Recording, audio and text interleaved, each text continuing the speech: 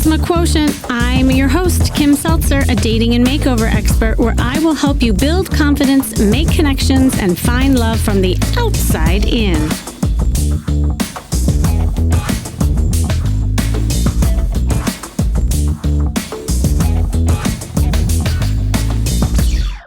Why can't you attract healthy relationships instead of toxic ones? You might ask yourself this question, or maybe you don't, but you thought it would somehow be different this time, right? Like you might go on a date with someone who feels really different than the rest of the people you dated. But as time goes by, you realize in the end, oh my God, it's the same person, in a different costume.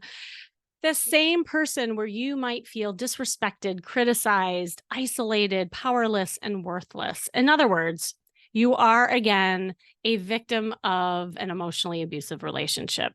And since this has happened before, you might even be wondering if this is something you did that led to the emotional abuse. And emotional mistreatment and abuse can take many forms, by the way. And sometimes it's like even it'll like sneak up on you. You don't even realize it's happening to you. And other times it comes in waves of complete silence.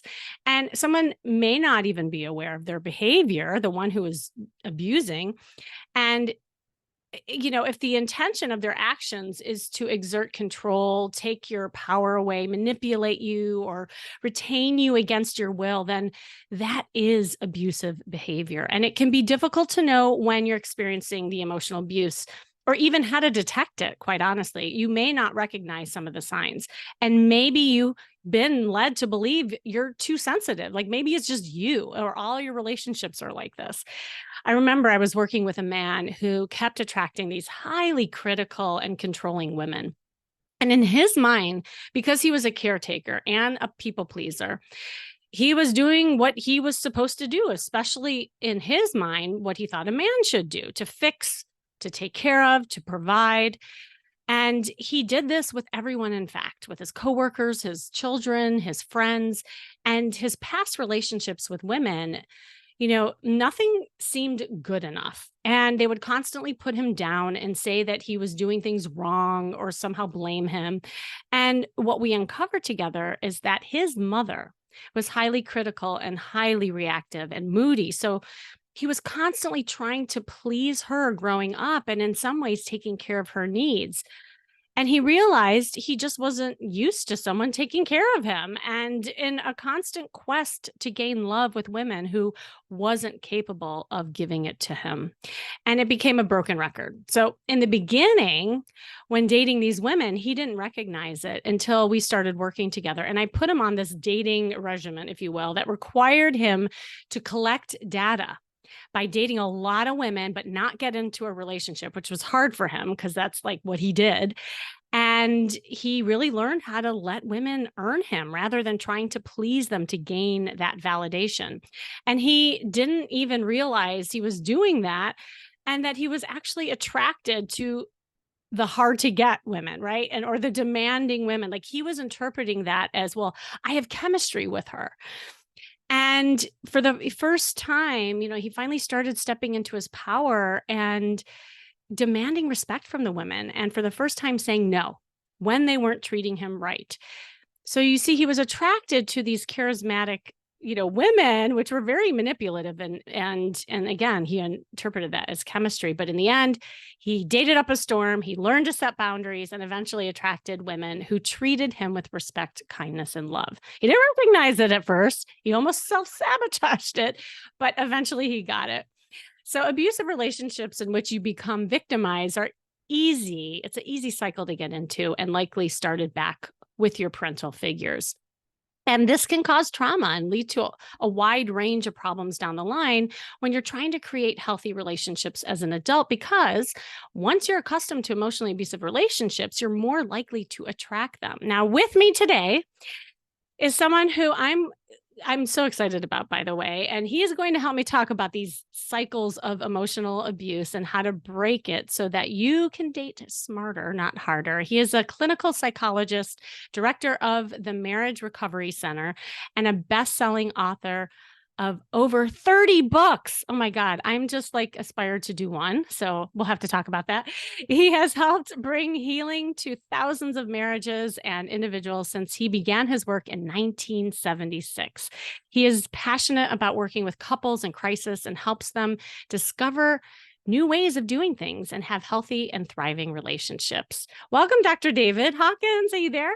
I am here, Kimmy.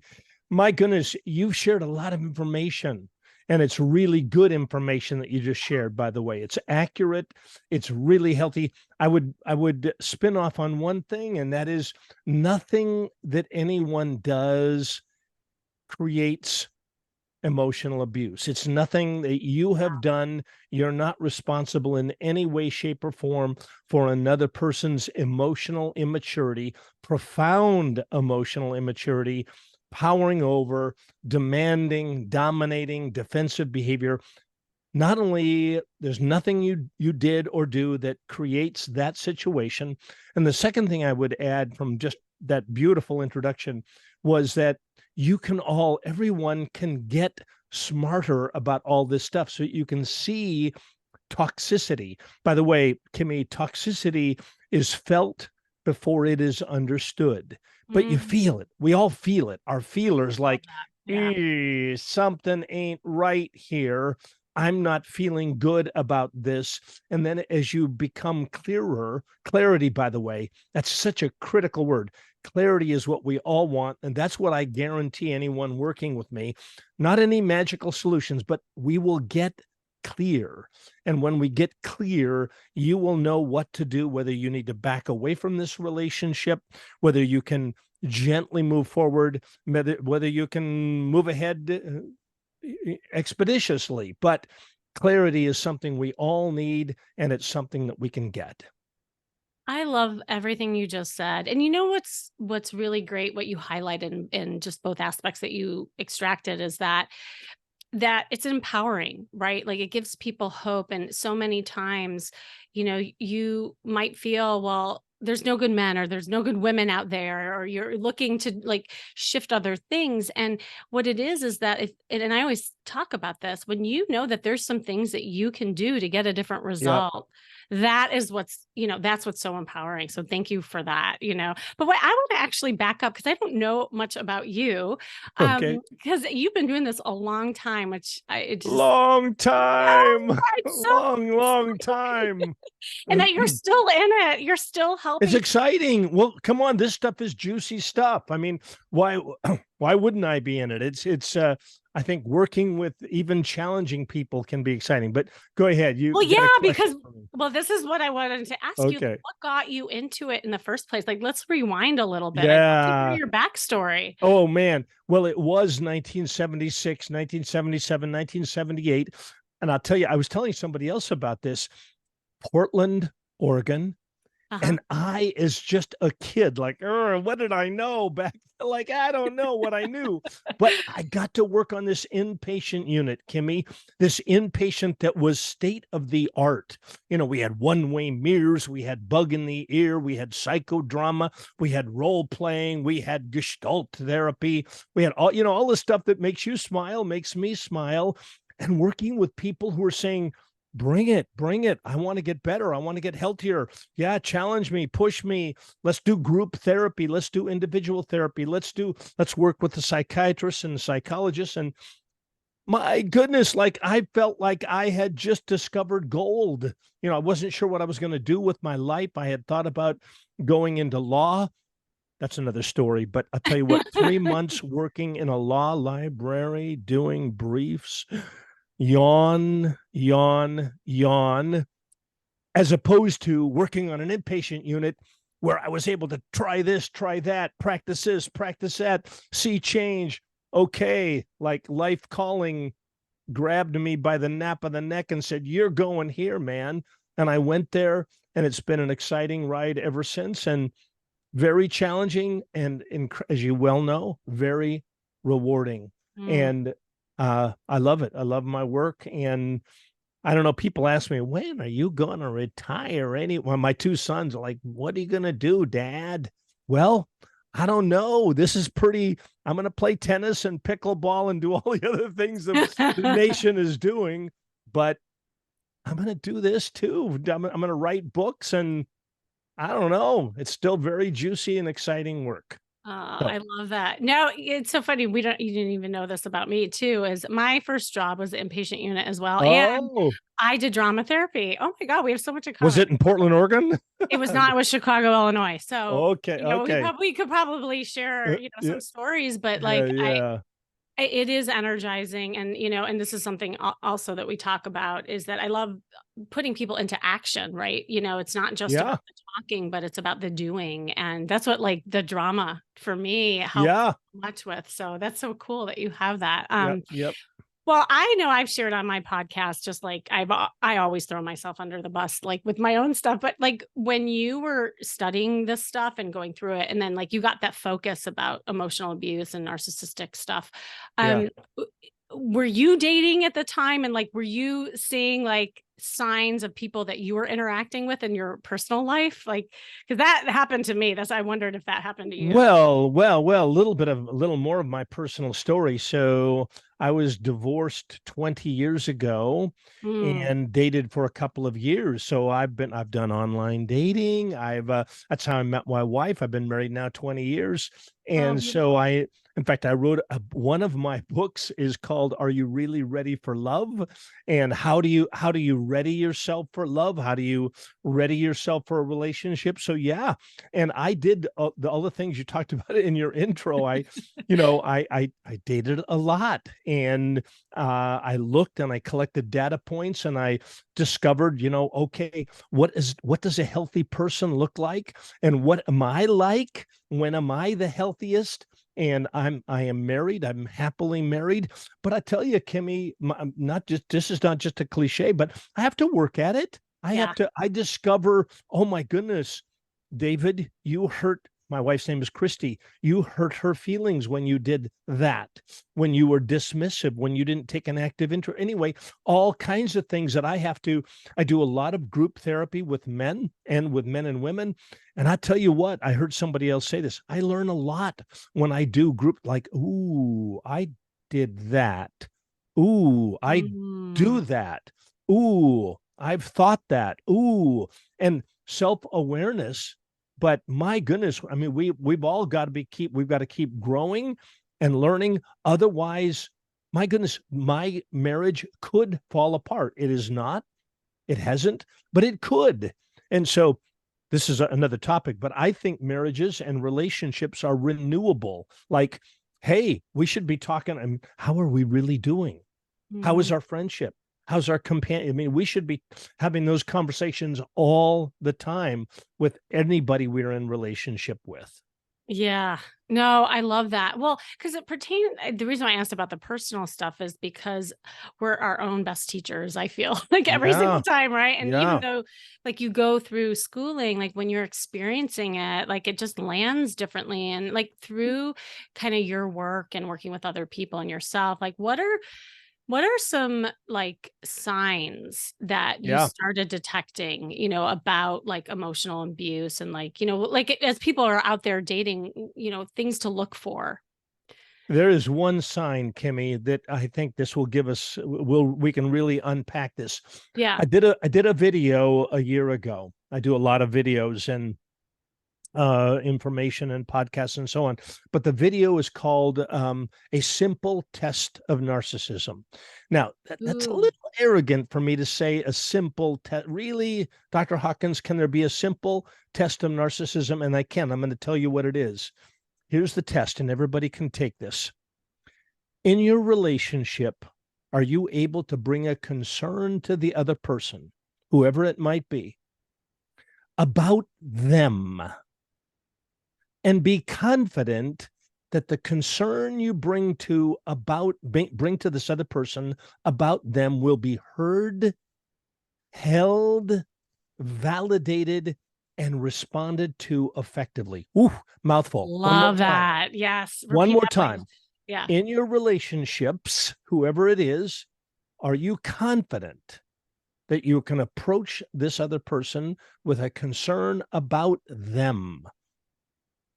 key part, and have the assurance that they will hear you, hold your concern, and respond effectively. Now, parenthetically, Kimmy, so you can read between the lines here, in a dysfunctional relationship, so all of people watching, listening to this, you can be thinking in a dysfunctional relationship, you bring a concern to the other person, and what happens? They become defensive. Not only defensive, by the way, defensiveness isn't just like, oh, yeah, they tended to be a little defensive. No, blame shifting. Blame shifting. Not only didn't I do it, but you do that. Not only do I not like what you're saying, but you are the one. I'm not the problem. You're the problem. And I can't believe you're even bringing this concern to me. And you need to just shut up. And so anybody that's listening to this, if you feel unheard again and again and again, by the way, emotional abuse is a pattern of behavior. It's not an incident. We've all acted and reacted badly, of course. But if it happens again and again and again, you are dismissed again and again and again. You are defended against again and again and again. And you find your voice shrinking. You can't bring a concern. Relationships thrive because I can approach you with a concern. You will hear me and you will respond effectively. You're going to look at me, Kimmy, when I say, look, I got a bone to pick with you. Your words are going to be, David, tell me, talk to me. If you want a relationship with me. And if you don't, you're going to go, yeah, no. Didn't happen, wasn't there, don't know about it, and I don't need to hear about this anymore. In fact, you, Kimmy, are to blame. All right, so that's what the simple test of narcissism and emotional abuse, that will help you determine whether this person is emotionally mature and capable of having an in-depth, healthy adult relationship. If they can't do that, boy, you better be having a conversation with them about how they're going to be able to do that, or you better be walking. You better just painfully turn away and say, this cannot work, because your relationship will not thrive. Oh my gosh. I love that. Bam, mic drop. Yeah, no, okay.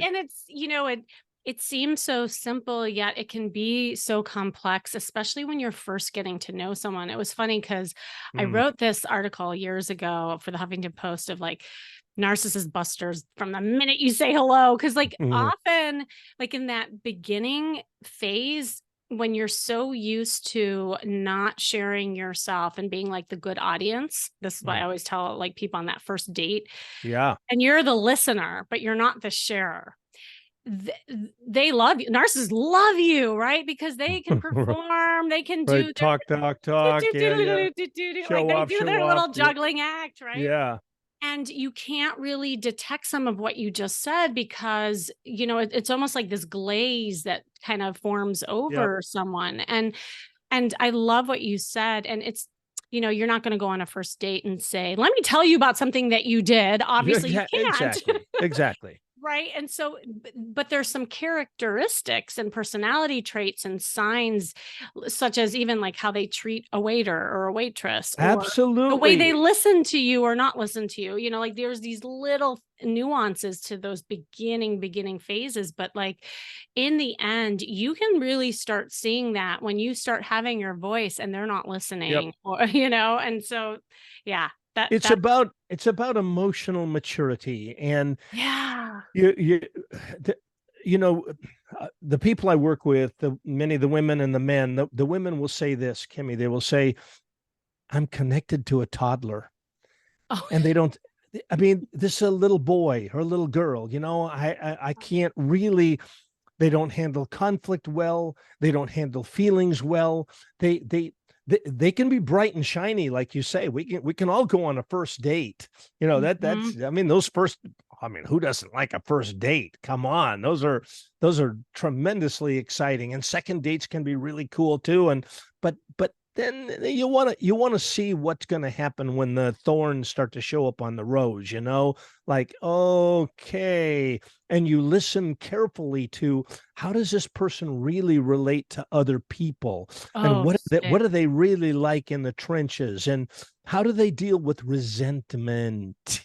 And how do they deal with anger? How do they deal Mhm. with frustration? Let me say that one again, Kimmy, That's because a good one. Yeah. it's a key one. How do they deal with frustration? How do they deal in the car? Like when Yeah. somebody cuts them off, like, oh man, is that World War III? Or are they able to put things in perspective? Or how about this one? The thin-skinned human being, the emotionally immature, like, oh man, you wouldn't believe that somebody cut me off in traffic today. No, tell me it didn't happen. Like, and that tells you. So if we're good listeners, and if we really are critically looking at another person, we're going to discover the thorns on the rose, and then we're going to be able to ask better questions. Yeah. I love Yeah. that. And I love that you highlighted some of the emotions, and the way that they deal with that. Yeah. Can you you said an interesting emotion. I'd love to talk more about that. You said resentment, like how they deal with resentment. Can you Yeah, share more about that? resentment. So somebody smarter than me said resentment is resendment, meaning we're Mm. resending, we're regurgitating something again and again and again. And another thinking error, this one, personalization. Oh, They yeah. did it to me. They Mm. cut me off in traffic. Wait a minute. No, no, no, no. They didn't cut you off in traffic. They were late. They were doing something. I don't know what they were. We don't know what they were even doing. They did cut in front of you, but anyway, personalization. So if we listen to someone, do they regurgitate resentment? Do they rehearse resentment? Or, Kimmy, are they emotionally clear? Now, what does that mean? What's Yeah. emotionally clear? So if I'm carrying around resentment, if I'm carrying it, and you bump into me, out bubbles my resentment. And if you spend any time with me, you're going to feel my resentment, my anger, my jealousy, my frustration. So, emotional clarity, we all know those people, and I hope you are one, and I hope I am one, that we're not carrying around all that stuff. We're like, so I'm able to show up with Kimmy as David Hawkins, just, hey, I'm clear. I'm good. This is what you see is what you get. And I hope what I see is what I get. But people that are carrying around all that junk, Mhm. boy, oh boy, if you spend an hour and a half with them over a dinner, you're gonna feel, if you tune in, you're gonna like, ooh, this person is carrying a bunch of resentment, unprocessed junk. That's kind of a not a very sophisticated way of saying it, but Yeah. unprocessed junk, unprocessed frustration, unprocessed playing the victim. So you're going to hear they're not emotionally clear, which they need to be if you're going to have a relationship with them. Come on. I don't want to have a relationship with you and your last 7 partners that you've had. I want to have a relationship with you. I want it to be here and now. I don't want you showing up with all your past dragging behind you. So, emotional clarity, I would look for that. I would look for, how do they deal with frustration? Are they mature enough to go like, yeah, no, somebody cut, I had a rough day at the office, a rough day, but you know what? It's all good. I'm here with you now. We're having a good time. I'm clear. Or I'm not. And if I'm not, boy, oh boy, your radar needs to be, Kimmy, anybody listening, their radar needs to be picking up, ooh, this person is unclear, carrying a bunch of junk. And when I bump into them, guess who's going to get it? They are going to get it. Mhm. Boom, out comes the junk. Uh, that's no, that was awesome. I love that recap too. And, because I'm sure people listening are reflecting on interactions they've had with people like that. And to know Yeah. that that's a sign to pay attention to that, to not ignore those feelings. Cause I think that's another common thing that I see. I don't know if you see is that A lot of Yep. times people detect these signs, but they get ignored because of the conversations of, well, it's not that bad, or they get snowed by the other like chemistry or the sexual charge, and they're Yep. not paying attention to some of those red flags. So I love that you said that. And I love also, by the way, I love your focus on men as well, because I think like women often will say, well, it's the narcissistic men, like so many people are focused on the narcissistic men and the women who attract that. But I, like you, find the same thing. Like there are a lot of men who attract the emotional abuser women. And, like I was wondering, what are some of the things that you do, like with men in particular, to help them or empower them so that they don't keep attracting that? It's a great question, Kimmy, and I got to admit this. It's a cutting edge for me. Mhm. Our most popular podcasts and videos are on men who have been abused Yeah. narcissistically by women, and it kind of goes against how I think. I think stereotypically that the men are the abusers and women. I mean, I want to go off on that tangent for just a moment because, Yeah. in truth, women are the ones that are buying the books. They are the ones Mhm. doing the work. They are the ones calling me. And man, guys, I wish it wasn't so, but we are not reading the books. We are not going to self help groups, and women are really working at the relationships. But to your point, are there a group of women who are emotionally immature as well, who are demanding and dominant and who don't regulate their emotions well? There really are. And so men need to be very clear about that. This word, boundaries, boundaries, boundaries, boundaries. And we could talk all day about it, and we should talk all day about it, Mhm. because somebody smarter than me and you said we teach people how to treat us. So, and whether you're man, woman, whatever, we all need to be crystal clear. What are we teaching people about how to treat us? What are we saying to them? So anything, this about boundaries, anything I tolerate, I enable. Ooh, Mhm. did he say that? Anything I tolerate, I'm going to say it even stronger. Anything I tolerate, I enable, and I even foster it. So, whatever I'm complaining about, if I'm complaining about it again and again and again, so man, if you find yourself complaining about certain behaviors, are you drawing any boundaries? Are there consequences to this bad behavior? So, bad behavior, whether it's man or woman, bad behavior is bad behavior. And we all need to be held accountable. We need to be told, look, what you're doing is intolerable. But if we use the word intolerable, it really better be intolerable. I will not tolerate this. I care about you, but I will not tolerate this. So be crystal clear. Here's what I'm going to do in the face of that. So everybody, if you're not doing that, if you're complaining again and again and again, you're enabling a very dysfunctional system that really does need to change. It's so true. And like when you're in it, you don't realize that you're doing it until, like Yep. you stop it. There was another guy that I was working with, and he ended up like engaged to this really abusive woman, and he would complain about it, over and Mm-hmm. over again. And I asked him, "What are you getting out of this? Like what are Mm-hmm. you gaining Mm-hmm. from this interaction?" He's like, "Well, I don't understand what you mean." So I actually had him Yep. do a It's cost good. benefit analysis It's on good. paper, just like in the finance world. Like, It's good. what is this costing you? What are you benefiting from it? And it was like it totally clicked when he saw this on paper, where all the benefits was literally something, and I hate to say it, a dog could provide for him. Like it was just such like, Mm, like yeah. very like there it was like nothing, it was like crumbs. Do you know what I mean? And Yeah. the costs were so heavy. And I said, "Do you see the imbalance, and it clicked in him, but you almost become in a trance sometimes when you're in it. I, And so, yeah, like, cause that's what I, I was going to ask you, like, how do you help people get out of that kind of like eh, trance?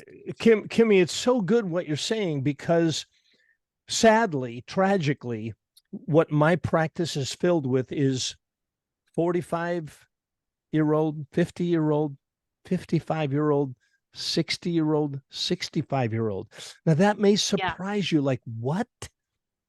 I can't remember the last time I had a 30-year-old call me, or 35-year-old. Now, what's the point? The point is all of this pain sadly becomes cumulative. So Hmm. it's a 50-year-old, and I'm going to tell you, a brief little story. I'm thinking right now of a 50-year-old woman, and she's actually given me permission to tell her story. But she wrote a letter to her husband after they were separated, and the letter said something like this: I look back and I'm just terribly sad at what I tolerated Mm. again and again and again. And I got caught up in the kids' soccer practice and the music lessons and going to church and being involved in the community and the mortgage and the da da da da da, just the dailiness of life.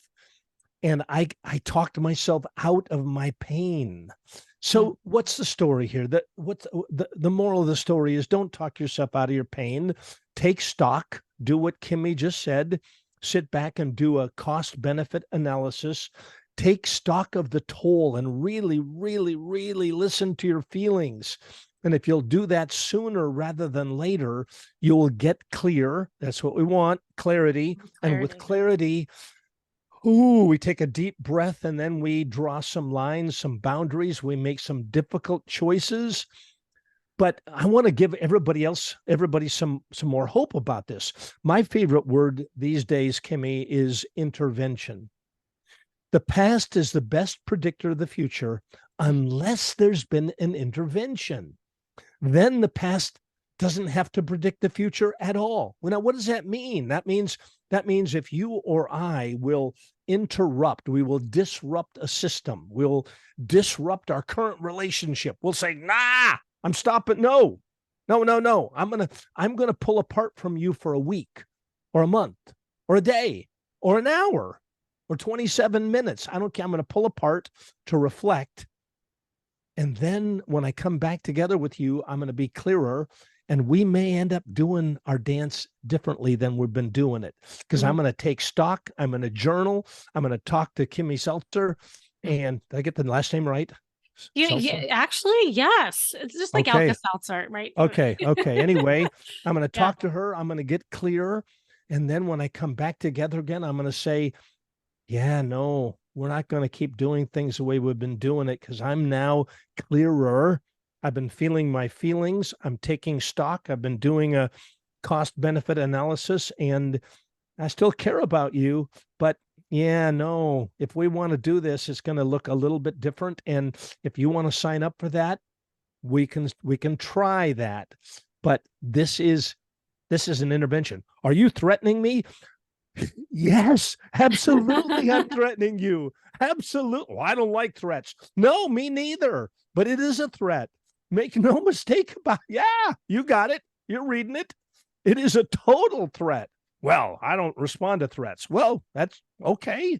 You get to or not get to. I don't, but I'm threatening you. If this doesn't change, then here's what I'm going to do. All right. A little bit of a rant there. No, I love the rant. Rant All right. away. Like, it's All right. fantastic. And I tell people sometimes too, when they're in that stuck place or they don't know like how to get out of it. It's like, well, if you like the way that you're feeling, then just stay there. Like, that's fine. Yeah. You right? Like, I mean, Yeah. if you want to continue to attract emotionally abusive people, then just keep doing what you're doing. It's fine. Yeah. But if you're ready to shift and change, you're right. Like, the intervention, the disruption of the pattern needs to Disruption. Yep. happen, right? Yeah. So, but given that, like, what would you say to someone who, like, they deeply, like, kind of want to change, but they've almost like given up or they've fallen victim to it? Are there any like kind of words that you would share with them to kind of inspire them to get to that point of intervention? Small changes. Yeah. Small changes Yeah. for any of us, the book, The Atomic Habits by James Oh, Clear. love that. Yes, I love that book. Oh, yeah. Okay. So James Clear says to us, look, just begin to change a few things, change your Mhm. environment, change the way you drive to work, change it, change the way you show up, change wear pink instead of blue. I mean, dye your part of your hair green. I don't know. Start to change things up a little bit and set yourself up for making small changes. And then change becomes cumulative. And so I would just say, don't bite off more than you can chew. Don't try to change the whole world. Change some little things, and then you will notice, and it becomes kind of addictive. It's kind of cool. Like, Yes. wow, I've got 10 days going where I'm journaling every day. I've got 3 weeks going where I'm practicing setting boundaries. I've got this, and change begets change. So that's what I would say to people. Oh my gosh. I have like goosebumps because like literally that's always like something that I say. You can tell like we have similar traits. Yeah, yeah, I love it. Yeah, it is those small wins, and the small wins have to be part of an action. yeah. Because that's when you feel it too There in you your go. body, and the experiential piece is so crucial, and it's the repetition, right? Over and over and over. And then, yeah, like you said, it becomes addictive. So for the very thing that becomes addictive in a negative way, you can totally turn it around, in the positive way. So, New oh my neural God. pathways, everybody. New neural. Yeah. And what we thought 30 years ago that when you're over 50 years old changes him, not true at all. Hogwash. No. Hogwash. Change is always possible. So begin it in small ways and get excited. Come on, get on the bus. It's exciting. I love it. Oh my God. I could go on and on with you. And thank God, actually, I am on your podcast. Yeah, So I'm very we're going to excited go on about and on. that. Okay. All um, right. but any kind of last words of wisdom? And also, how can everyone find you and your books? Please Yeah. plug away. Yeah, yeah. So I'm part of the Marriage Recovery Center, so www.marriagerecoverycenter.com, and we have also the Emotional Abuse Institute. I've written a lot, so if you want to learn more about what I'm doing and emotional abuse, my best-selling book, When Loving Him Is Hurting You. And then I wrote a sequel called In Sickness and in Health, which covers the physiological impact of emotional abuse. So that's another topic, Kimmy, is the topic of exhaustion in relationships when our body keeps the score when we have been emotionally abused. So listen to your body. So When Loving Him Is Hurting You, and In Sickness and in Health. And we provide all kinds of treatment for victims of narcissistic and emotional abuse and perpetrators. So, and we're very, very effective. Beautiful. I can tell. Thank you so much for sharing your wisdom and All coming right. on here. And I'm excited to continue the conversation. Thank you. Excellent. And thanks for joining me today. This has been the Charisma Quotient. Of course, I'm your host, Kimmy Seltzer. Remember, you can build confidence, make connections, and find love from the outside in. And if you want to know more, make sure you go to my site, kimmyseltzer.com. And if you're finding yourself in that cycle of emotionally abusive relationships and attracted to toxic people when you're dating in particular, then hop on a private call with me to talk about ways to help you get out of that cycle and date smarter. So just click the link you see in the show notes.